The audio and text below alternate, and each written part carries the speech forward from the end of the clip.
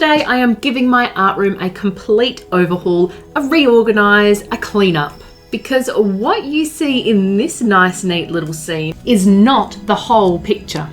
Just out of frame of the camera is the utter chaos of cords, lights and tripods, things that don't even belong in here, a supply trolley that has become a dumping ground for dirty paint pallets, and drawers that are disorganised and overflowing. And it's seriously driving me nuts, but I don't want to stop creating content for you guys while getting all this done. So I'm dragging you guys behind the scenes while I sort this chaos out. First up, I want to give you guys a quick tour just to give you a bit of an in-depth view of how bad this chaos really is. My art room was actually, up until only about a month ago, completely open, but it really bugged me, so my husband very kindly put up a curtain rail so I could close it off. It's not a permanent solution, but it'll do until we can enclose it properly. Then I've got my cube shelves, which are not being utilised very well at the moment, and every single cubby needs sorting out. Moving around, this is actually my daughter's glory box that we're slowly building up with stuff for her for when she moves out of home.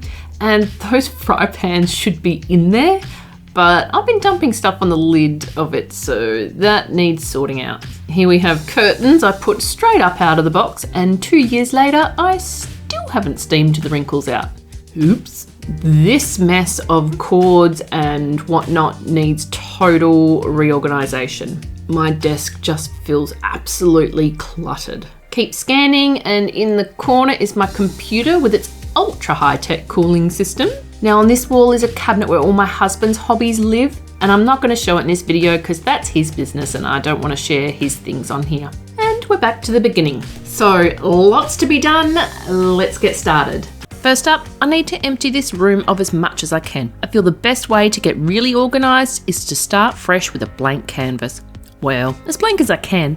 I want to clear out all the lights, tripods and other electrical equipment, plus any other little floating bits of furniture or mess. Hydration time. I then remove all this stuff that's just been dumped on the chest. I'll move the chest out too in a bit, plus out with that rug, which I got to try and dampen the echo in here, but the dog has claimed it as her rolling rug, so I'll give it a good wash. Hello! Then empty out all the cube storage. By taking it away completely, I am forced to evaluate what I have before deciding if I really want it back in the room. I stumbled upon this ink art kit I was going to review and then just forgot all about. If you want to see me test it out, leave a comment down below. So much of what is in these cubes is crafty stuff I brought to use with the kids at work for various projects. I hardly use it, so I'll donate most of it to the school. Next, I clear all the desk surfaces as I will need as much space as I can, as I plan to pull everything out of the white drawers, lay it all out, assess what I have, and organise it. I'm even removing the shelves as I don't like the way they're configured, so I'll take them down and come up with a new layout. But as I was removing all the screws and brackets, it dawned on me what moving the shelves would mean. Gonna have to repaint the wall, aren't I? Bugger it. Okay, we have a nice blank canvas happening here. So I start to make a mental plan of what I want to do with the space. I try putting the cube shelf next to my desk. I like that it will be accessible while I'm working, plus will provide support for a mic on a boom arm. However, I don't like it in front of the window. And it's at about this point here that this went from a reorganisation to a complete art room change up. This is day 2. And I've made a solid plan on how I want to reconfigure this entire space. And I'm dancing for some reason. I think I was trying to pump myself up for what I knew would be a big job. And that's me realising my shoulder is really sore after I stacked it that morning. Apparently you don't bounce too well at 40. I tell ya, I watched the 7-year-olds at work get straight back up after falling over, and I gotta say, I'm slightly jealous. I was down for several minutes like a turtle stuck on its back. Anyway, my plan is to move hubby's cabinet from that wall to this wall. Then move the art and computer desks from the back wall over to the other side wall. First thing I need to do though is prep the walls for painting by removing the wall plugs, scrape off the rough bits, suck out the dust, spack-fill the holes, sand them back, then prime and seal them over 40 times. The next day, day 3, I tried to do some more, but the fall I had really hurt the right side of my body and I was feeling it in my bones and muscles, so I only got one coat of painting done before I called it quits. This, however, gave me time to head out and get some more paint for the second coat, which is actually where I ran into a time-consuming problem, as the next tin of paint I purchased, while the tin said it was exactly the same, it made the first coat look creamy in colour, rather than the matte vivid white it was supposed to be. So I had to go over it several more times for a nice even finish. More time delays. In between coats of paint, I built a little shelf that I wanted to use to divide the backdrop desk and the computer desk. Now tell me, do you think it's smart for the shelf instruction manual to read left to right, but when you turn over to side 2, it switches to reading top to bottom? I thought it was stupid, but after a few undos, I got the shelf put together.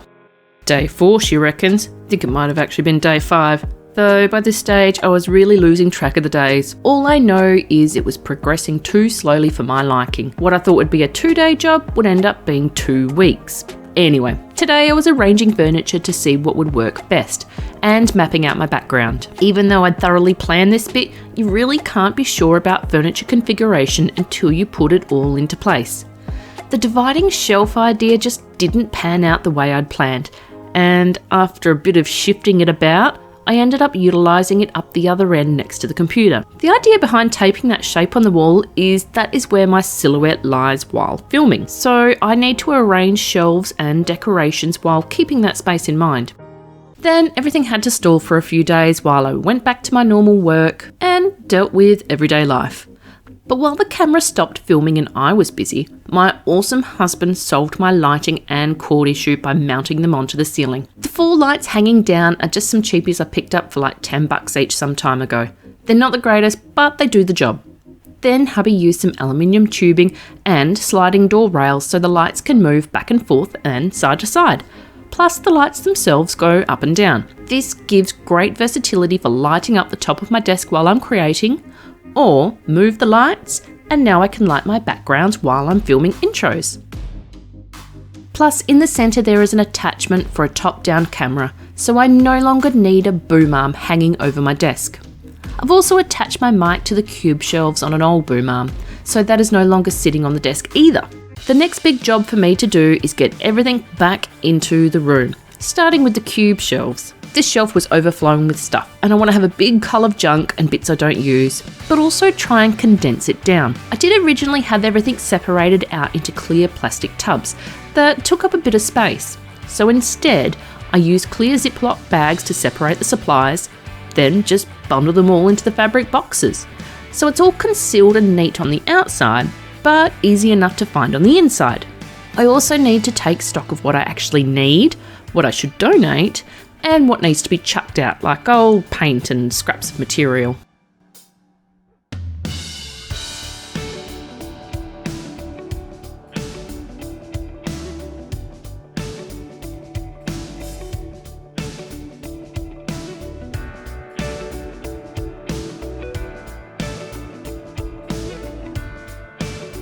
Once all the boxes are filled, it's time to load up the cubbies, starting with the craft kits down the bottom, as they're just going to be stored and not accessed very often. Then, as I work my way up, I pop in boxes I will want to access more often. Then put in a few decorative pieces up the top, plus the cubby closest to where I will be sitting will house things I want regularly, like pens and pencils and markers. I also give my little trolley a similar treatment, emptying it, then only returning things that make practical sense, like paint palettes, pop sticks, water containers, scissors and gesso. Now it's time for me to get to the job that started this whole video in the first place, reorganize my art drawers and background shelving. The wide set of drawers are in a right royal mess, so it's best to completely empty them out, spread out the lot on the desk and take stock of what I have and see if I can come up with a better system to store it all.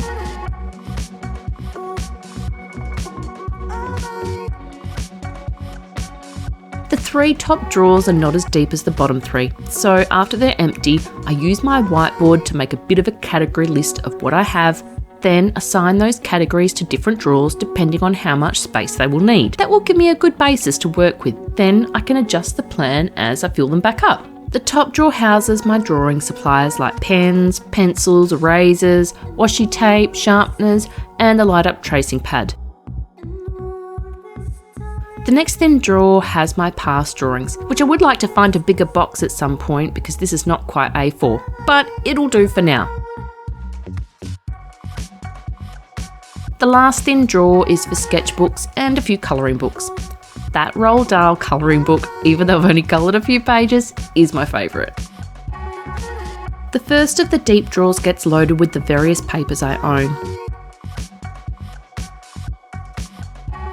Moving down, I put all my wood panels and other various surfaces for painting in.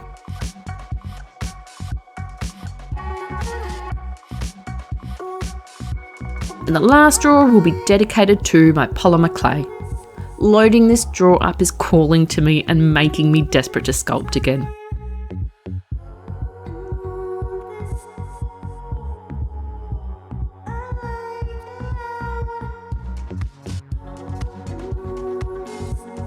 The last few painting panels get tucked down the side.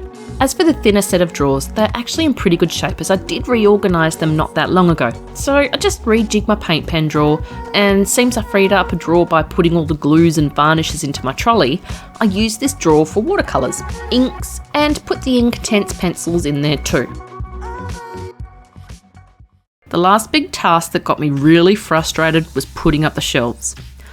First, I make sure I was happy with the rough height of the shelf. Then measure from first the desk, then the ceiling to make sure it was straight. Doing this actually showed me I needed to adjust my desk because it was severely slanted. Then I measured again when marking out the bracket and realised the ceiling is also slanted. Can't adjust that though, so I grabbed a spirit level instead to ensure the shelf would be straight. Should have done that in the first place, would have saved myself about half an hour. Get that hair out of the way so it doesn't get caught in the drill. Then I drill the holes, get two in the wrong spot along the way, pop in some more plugs, then screw the bracket on. Then on with the shelf. Check it with the spirit level and am totally shocked it's perfectly level. But I then noticed the two holes I drilled in the wrong spot are very visible. Oh well, I know how to solve that. Dodgy dies, DIY to the rescue. The next shelf directly above went a bit easier. To the right I have 3 square shelves I want to put up, but the holes you drill for this one have to be really accurate due to the way they are hung. So to make life easier for myself, I use the cardboard templates I made that are the same size as the cubes. I mark exactly where the bracket is on the template, then hold the template on the wall to mark my screw holes. And this turned out pretty easy to do, easier than the floating shelves. Before mounting them, I have a quick little clean up.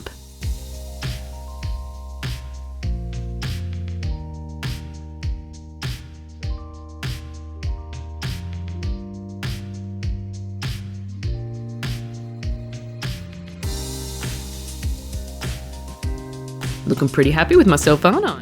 We are finally down to the cleaning and the best bit, bringing in all the finishing pieces and bits and bobs to complete this room.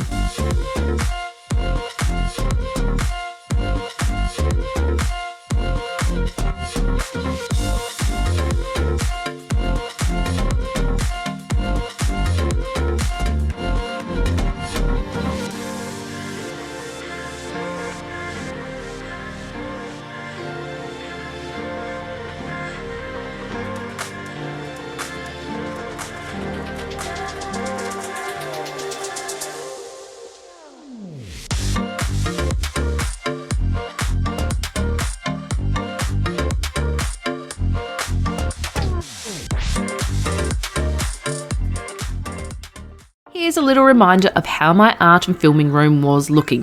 Just a chaos of overflowing storage, cords and tripods overtaking my desk, and just dumped stuff and disorganisation at every turn. I'd really gotten so overwhelmed with everything in there and needed to clear it out in order to reintroduce calm and create an enjoyable working area.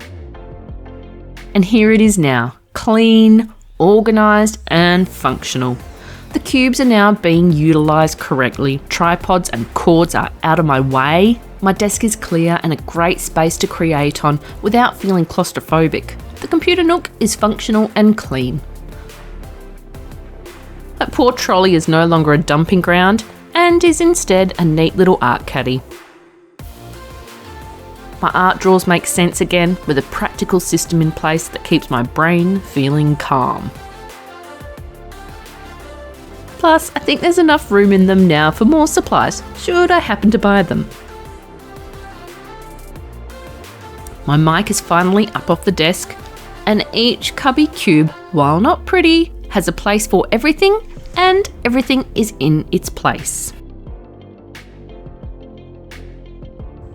Overall, I've created a space that makes me feel eager to get in here and create every day. Speaking of creating, I'm sure you've noticed the right side of my wall with the cubes is bare. Well, be sure to tune in next time to see what I have planned for that side of my background. Hint, I can't wait to get sculpting again.